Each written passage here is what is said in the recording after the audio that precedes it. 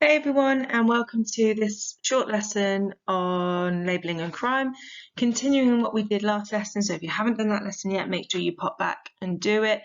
We're building up the ideas and looking at things in just a little bit more detail, having a look at what's actually at play, what factors are actually taking place when deviance is labelled as such. So it's important that you guys are aware that it goes all the way back to sort of the second lesson I think that we did, that deviance is a social construction. It is a relative issue. Now, what does that mean? It depends on the situation in which it's taking place. And the whole point of labelling theory depends on this idea that some things are labelled as deviant and some things aren't, depending on a whole variety of factors. And Becker, we've talked about him before, talked about the role of agencies of social control. So the police, the courts, family, media, they have a lot of say in what's deemed a deviant act or not. And it's the idea that who commits the act, when or where the act takes place, who observes the act, and how people respond to the act, the negotiations that take place after the act, that all factor in to decide whether that act is given a deviant label or not. It's not as simple as in this time or place it is, and in this time or place it isn't. Now, I know that sounds a little bit confusing, but let's go through a few ideas and hopefully it'll make sense by the end. So the first thing that we need to think about when labelling an act as deviant is who is committing the act. Now, the statistics tell us, so crime statistics that are collected by the police, the courts, the government, the Office for National Statistics, say that a typical offender, the most likely person to be found to be a criminal, is young, working class, male, and from an ethnic minority group. So that is not saying, let's get this absolutely spot on correct now, that all young men from a working class background who are from an ethnic minority group commit crime. That's not what we're saying.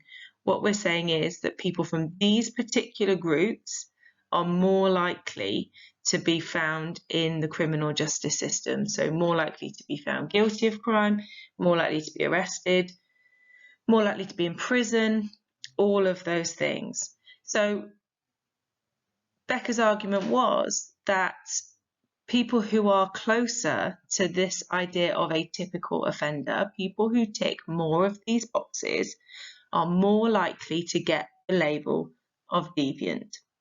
That if you are older, for example, you're less likely to be seen as deviant. If you're middle class, if you're a female, and if you are white, you are less likely to be labelled as deviant. When or where the act takes place also decides on the judgment that that act gets and whether it's labelled as deviant. So, for example, being drunk and disorderly at a party at midnight would not necessarily be deemed deviant. Definitely, probably not criminal. But being drunk and disorderly in the middle of the day in a quiet residential street would result in a deviant label. So whether or not an act is labelled deviant depends on where it takes place. That links back to what we've talked about before on deviance being relative. Who observes the act or who responds to the act is also a really big part of whether or not it gets a deviant label. So it's only going to get a deviant label when someone else observes or is aware of it. So, for example, if you were to commit a crime, if nobody else knew about it, it wouldn't necessarily be deviant because you're the only person who's aware. People who might be considered observers in this context might be the police, the victim, the parents of the offender, other offenders if you're in a group or a gang, for example. They decide if the act is deviant or whether it can be explained in another way and given a different label, because we know that different acts can get different labels from different people. So my example here is a teenager is caught stealing by the police, and it's going to be pretty black and white that they are labelled as a deviant criminal. If they were caught by their parent, they might be labelled as a troubled child in need of support. What's going on? Let me help you. Let me make it better. So who observes the act and who finds out about the act decides on whether or not it's given a deviant label or not. And finally, and I think this is such an interesting idea, is that how people respond to the label once it's been given kind of have a say in whether or not that label sticks. Aaron Cicerel studied juvenile delinquents in America, but we'll forgive him that, and found that working class teenagers were more likely to receive harsh treatment from the criminal justice system. They were more likely to be labelled as deviant, stopped, searched, and then punished. Now, how topical is this when it comes to current affairs about the police's treatment of certain groups of people? And we'll dig into that way more in September.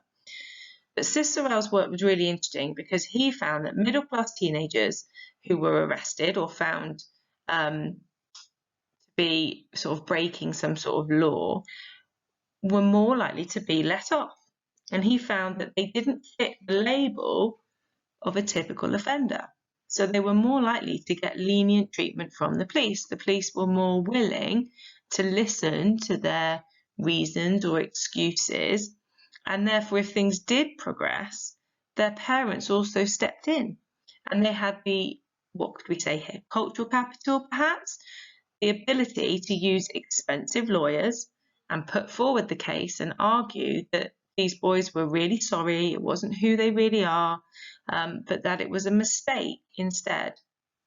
And there are cases of judges saying really crazy things like they let off some boys, I'll find the article for September, but they let off some boys from severe punishments because they'd used good punctuation in their text messages. Other people have received more lenient treatment because they were set to go to university and become doctors and things like that. And so because they don't fit the label of the typical offender, they're more likely to be let off and given lenient treatment, all because of the label that they're given. So how does this work? For example, imagine a working class boy is found in possession of drugs. He's found in a park with other young working class people, perhaps, let's say, they're in a gang. They're searched by the police see them hanging around at night time in a park, they've got drugs on them, they are labelled as deviant. The boy, when arrested or challenged, argues with the police, resists arrest. All he does then is he confirms that label. That label then becomes his master status. It becomes the main thing that these police officers see about him. Compare that then with a middle-class boy. So imagine a middle-class boy is found in possession of drugs, but he's not in a park, he's at a party with other young middle-class people. He's searched by the police and he's labelled as a teenager who's made a mistake, who's just getting up to what teenagers do. They're at a party, they're not harming anybody, all of those kinds of platitudes and ideas that you might hear banded around. He's remorseful and he's compliant. He says sorry, he's well spoken, perhaps he's smartly dressed. And should the police want to progress things, his parents can pay for expensive lawyers to get him off.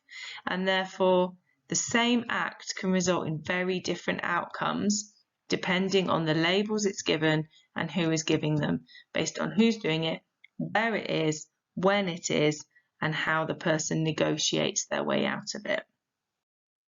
Okay, so that was a little bit more depth and detail on labelling. Some questions here from Ken Brown. The task is to complete questions 1 to 5 and question 6 is a challenge. So what I want you to do is to have a look at the people in question 3. They are the focus for questions 1 and 2, and then have a think about questions 4 and 5. Don't forget to send me what you've done. Can't wait to see it.